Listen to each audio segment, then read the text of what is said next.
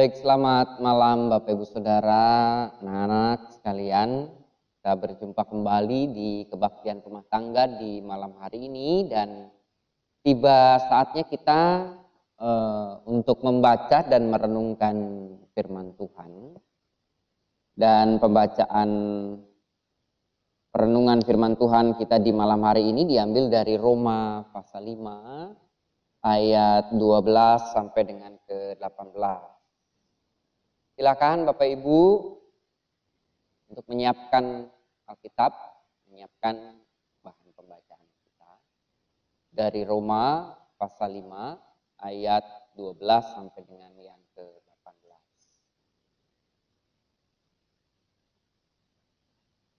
Baik, jika kita sudah menemukan bahan untuk pembacaan Alkitab kita, mari kita berdoa. Mari kita berdoa.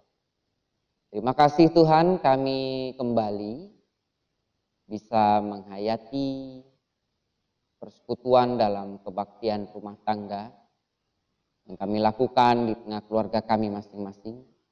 Dan tiba saatnya kami hendak membaca dan merenungkan firman Tuhan yang sungguh kami yakini menjadi sumber kekuatan kami dalam kami menghadapi kehidupan ini, bahkan menjadi penuntun bagi kami agar kami bisa melakukan berbagai macam hal yang tentunya sesuai dengan kehendak Tuhan.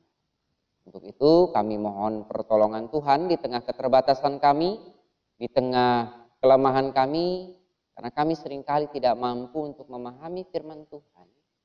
Itu kiranya Roh Kudus yang menolong kami agar kami dimampukan untuk memahami firman Tuhan dan kami diberikan kekuatan untuk melakukannya, sehingga kami tidak saja menjadi pendengar firman Tuhan, namun juga pelaku firman Tuhan. Kata-katalah ya Bapa, kami siap untuk mendengar. Di dalam nama Tuhan kami Yesus Kristus kami berdoa. Baik Bapak Ibu Saudara yang dikasih Tuhan, Roma pasal 5 ayat 12 sampai dengan 18. Saya akan bacakan bagi kita. Roma 5 ayat 12 sampai dengan yang ke-18. Sebab itu sama seperti dosa telah masuk ke dalam dunia oleh satu orang, dan oleh dosa itu juga maut, demikianlah maut itu telah menjalar kepada semua orang karena semua orang telah berbuat dosa. Sebab sebelum hukum Taurat ada, telah ada dosa di dunia.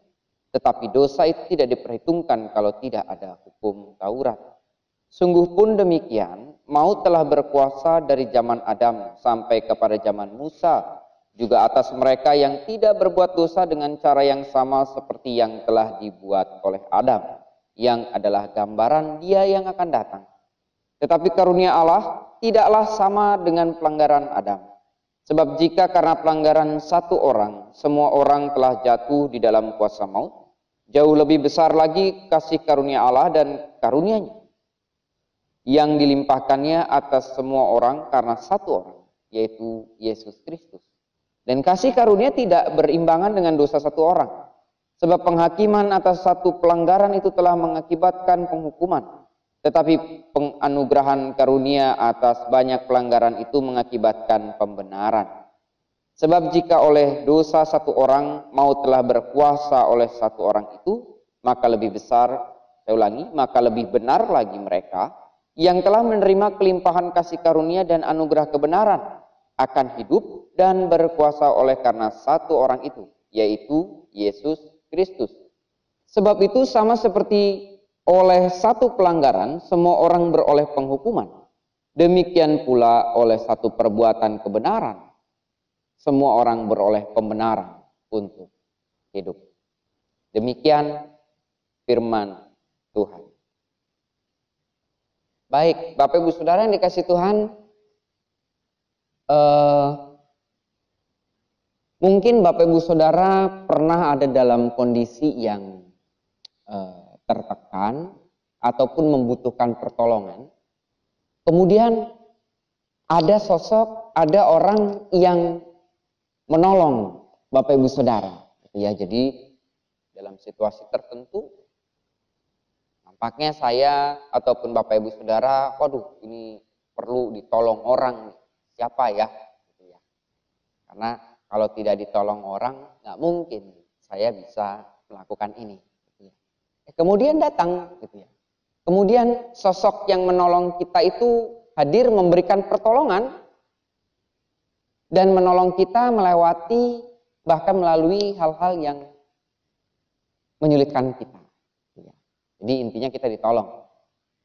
Nah, tentunya sebagai orang yang tahu berterima kasih karena sudah menerima bantuan pertolongan dari orang lain, tentunya kita akan mengucapkan terima kasih. Atau respon kita berlanjut dengan hal-hal baik yang kita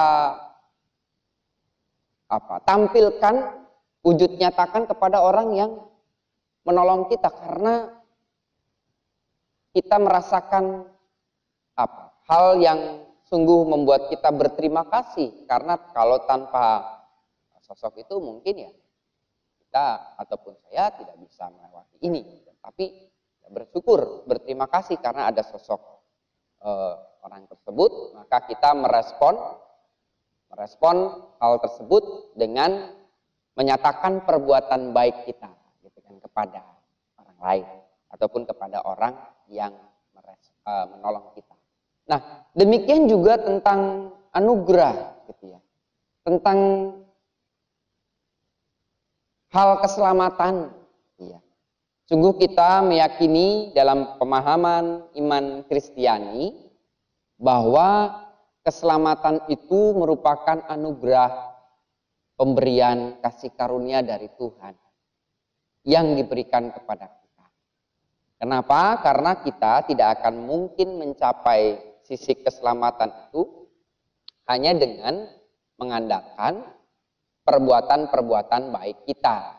Ya, jadi perbuatan-perbuatan baik itu tidak mungkin bisa membuat kita jadi selamat. Kenapa? Pada dasarnya manusia kecenderungan melakukan dosa pasti akan ada. Sehingga karena manusia yang kecenderungannya pasti akan berbuat dosa itu tidak mungkin selamat, maka diselamatkan oleh Allah melalui Kristus yang rela berkorban dan juga menderita bagi kita. Dan ini tentunya perlu untuk kita syukuri. Dan ini pun yang diungkapkan oleh Rasul Paulus kepada jemaat di Roma. Ketika jemaat di Roma justru dimasuki oleh pemahaman-pemahaman, khususnya hukum-hukum Yahudi yang cukup ketat terkait dengan Taurat. Sehingga di sana pun berkembang di tengah-tengah jemaat Kristen pemahaman terkait dengan hukum Taurat bahwa seseorang tidak akan bisa diselamatkan, seseorang tidak akan bisa dibenarkan kalau tidak secara penuh melakukan hukum Taurat. Jadi justru hukum Taurat dijadikan standar untuk seseorang bisa menghayati, mendapatkan keselamatan. Nah, ini yang tentunya bertentangan dengan pemahaman yang dihayati oleh iman Kristen. Bahkan bertentangan dengan apa yang sudah Tuhan Yesus lakukan dalam memberikan kasih karunia-Nya kepada manusia. Nah, pada kesempatan ini dalam bagian yang kita baca, Rasul Paulus memberikan sebuah nasihat, bahkan sebuah pengajaran juga terkait dengan posisi Adam dan Kristus ketika menghayati bahwa ataupun merujuk ke belakang bahwa dosa itu digambarkan terjadi pada masanya Adam gitu ya. Bahkan di sini diungkapkan di sana, namun justru Kristus hadir memberikan sebuah kasih karunia di sini. Apalagi di sini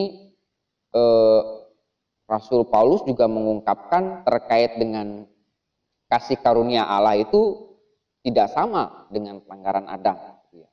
Kemudian di ayat 16 juga diungkapkan lagi, kasih karunia tidak berimbangan dengan dosa satu orang, gitu ya. Tapi justru karena ada pelanggaran, justru karena ada keliruan, ya, yang dilakukan terus-menerus, maka pembenaran itu ada. Maka kasih karunia itu dilakukan, gitu kan, ataupun diwujud nyatakan melalui diri Kristus.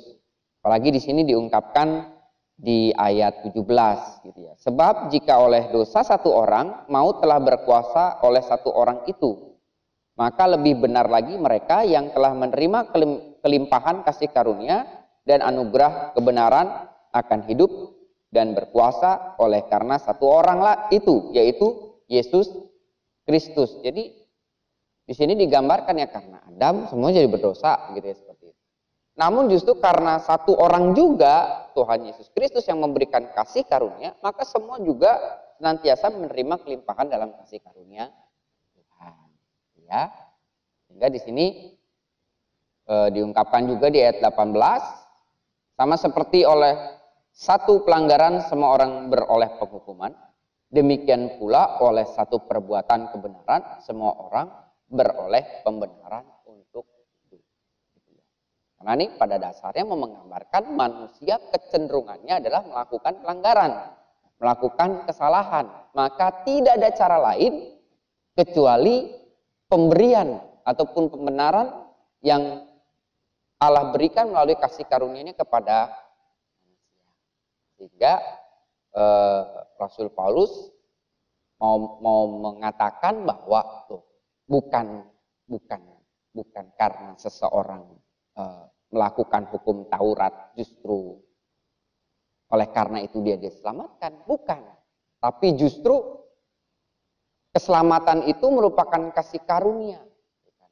Dan perbuatan terlepas itu nanti juga diwujudkan taruhlah dalam melakukan hukum Taurat, khususnya pada orang-orang yang punya tradisi Yahudi, itu menjadi respon syukur karena dibenarkan. Nah, makanya tema kita di malam hari ini kan dibenarkan oleh Allah untuk melakukan kebenaran. Dalam arti pembenaran kasih karunia yang diberikan oleh Allah kepada kita manusia yang berdosa justru menuntun manusia untuk bersyukur, berterima kasih kepada Tuhan, gitu kan. Dan bentuk salah satu ataupun bentuk syukur dan terima kasihnya adalah melakukan kebenaran karena sudah dibenarkan, gitu kan. Menjalani hidup yang benar seturut dengan tentunya kehendak Tuhan. Sama seperti dengan apa yang tadi saya ungkapkan dalam contoh di awal ya, ketika ada seseorang yang ditolong orang lain karena kebaikannya, maka dasar ataupun respon wujudnya ya diharapkan tentunya ya orang yang ditolong itu tetap bisa ataupun bisa mewujudkan kebaikan itu, baik terhadap orang yang menolongnya ataupun terhadap sesama sebagai bentuk kasih. Maka ini pun kita diingatkan kembali sebagai orang percaya, sebagai orang-orang yang menghayati kasih karunia Tuhan Yesus, bahwa Tuhan Yesus kasih karunia-Nya menyelamatkan kita, kita yang tidak layak, kita yang sungguh berdosa, bahkan keseharian kita coba kalau kita daftarkan satu hari ini dari pagi sampai malam, ada nggak kecenderungan kita untuk melakukan dosa? Bisa saja itu kan terjadi. Ketika kita sadar atau tidak sadar menyakiti orang lain, gitu ya. Sadar tidak sadar mungkin kita melakukan sesuatu yang sebenarnya juga menyakiti hati Tuhan. Dan banyak bentuknya, dan di situ menggambarkan kelemahan manusia. Justru karena kelemahan manusia itu maka Tuhan memberikan kasih karunia keselamatan dan direspon oleh kita yang menerima, kita yang menghayati kasih karunia itu dengan mengupayakan untuk melakukan hal yang benar. Jadi perbuatan baik yang dilakukan bukan untuk supaya, tapi karena. Ini perlu kita lihat ataupun kita hayati ya. Jadi taruhlah perbuatan baik itu merupakan sesuatu kebenaran yang berdasarkan kehendak Allah yang harus kita lakukan.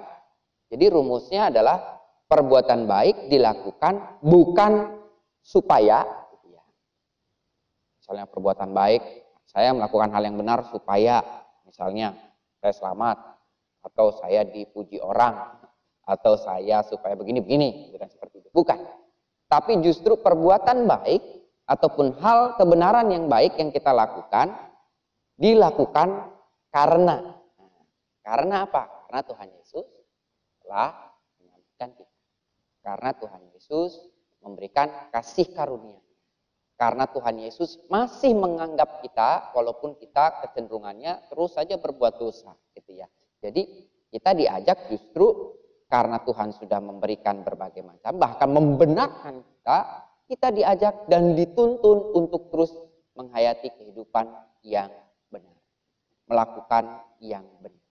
Menyatakan perbuatan-perbuatan yang baik, yang tentunya sesuai dengan kehendak Tuhan. Bagaimana kita juga jadi berkat terhadap sesama. Namun itu didasarkan sekali lagi dengan makna utama respon kita bersyukur kepada Tuhan. Bukan untuk mengharapkan sesuatu dari Tuhan, tapi justru respon syukur kita kepada Tuhan dinyatakan dalam kebenaran kita yang diwujudkan dalam kehidupan, bahkan perbuatan-perbuatan baik kita.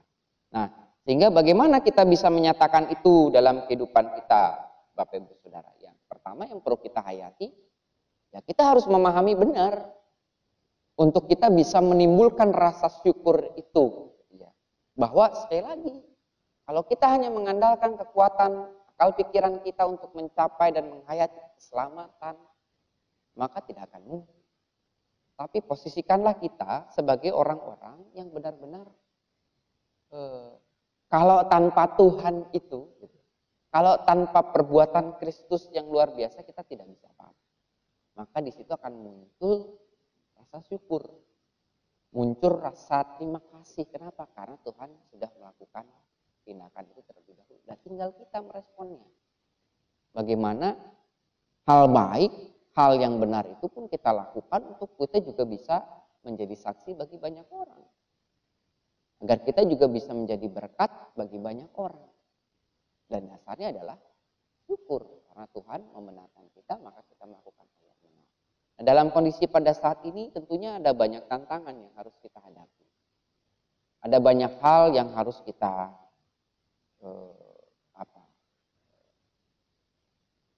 rintangan dan tantangan yang ada dalam kita mewujudkan hidup yang benar.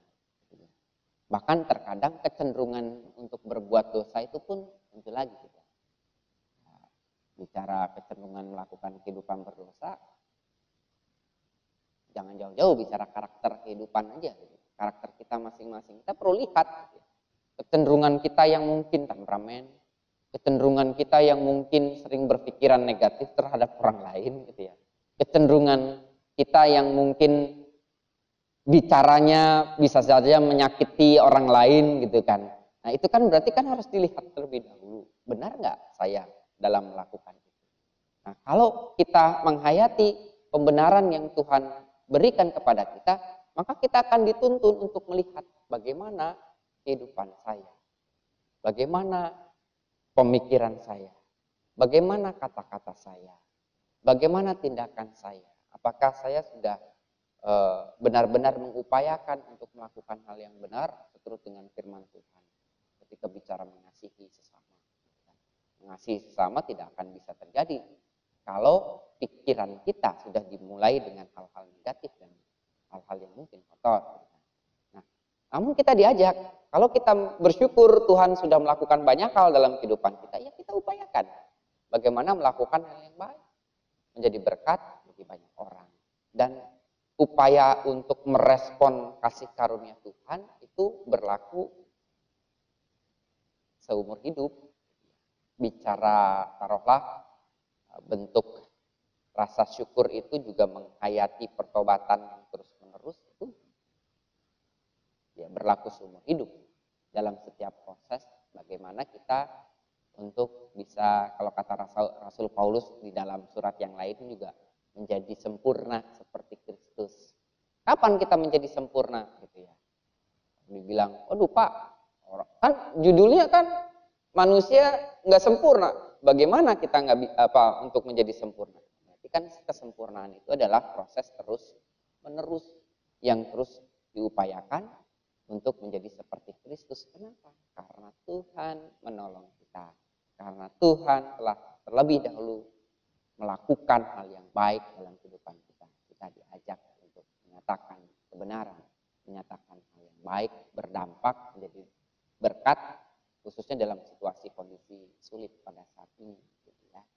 Mari kita diajak untuk bersama-sama menghayati itu. Nah, Bapak Ibu Saudara dikasih Tuhan, untuk semakin kita bisa mendalami firman Tuhan, bisa dilakukan sharing di tengah-tengah keluarga. Misalnya terkait dengan kalau kita lihat di Warta Jemaat, di situ diungkapkan faktor apa yang mempengaruhi kita sehingga kita tidak bisa melepaskan diri dari keberdosaan kita. Maksudnya begini, faktor apa saja sih yang cenderung membuat kita kok ya balik lagi gitu ya ke situ gitu ya. Kalau kata Tuhan harus mengampuni, ya susah buat mengampuni gitu ya. Kalau kata Tuhan Yesus harus mengasihi, susah mengasihi gitu ya. Apa yang membuat kita stuck ataupun cenderung balik lagi ke situ gitu ya. Itu bisa dibicarakan, di-sharingkan gitu kan. Kemudian yang kedua bisa kita sharingkan juga pendapat dari masing-masing anggota keluarga. Hal konkret apa sih yang kita bisa wujud nyatakan sebagai bentuk syukur kita Tuhan sudah menyelamatkan dan menyatakan hidup dalam kebenaran. Apa sih bentuk konkretnya, bentuk realnya, ya kan? Dan tadi saya juga mengungkapkan tidak saja menjadi pendengar firman Tuhan, tapi juga pelaku firman Tuhan. Nah, kiranya ini kita bisa bicarakan, kita dalami dalam sharing di masing-masing anggota keluarga. Kiranya Tuhan memberkati kita semua. Amin.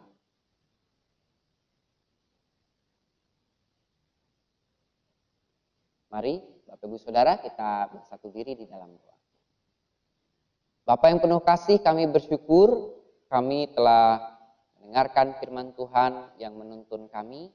Untuk kami juga menghayati kasih karunia yang Tuhan berikan bagi kami. Sehingga kami terus bertumbuh menjadi orang-orang yang bersyukur. Dan rasa syukur itu kami bisa wujudkan dan upayakan untuk kami melakukan hal yang benar seturut dengan firman Tuhan di tengah-tengah kehidupan kami. Agar kami pun menjadi saksi, agar kami pun senantiasa juga menjadi jalan bagi banyak orang untuk menghayati kasih Tuhan yang hadir, yang senantiasa diberikan kepada manusia. Terima kasih ya Bapa, dan kami kiranya tidak berhenti menjadi pendengar firman Tuhan, namun juga pelaku firman Tuhan. Sambil kami juga akan melakukan sharing di tengah-tengah keluarga kami masing-masing, Engkau yang memberikan kami hikmat, sehingga sharing yang kami lakukan memperkuat pemahaman iman kami. Di dalam nama Tuhan kami, Yesus Kristus, kami berdoa. Amin. Baik, saya kembalikan kepada liturgos di keluarga masing-masing. Tuhan Yesus memberkati.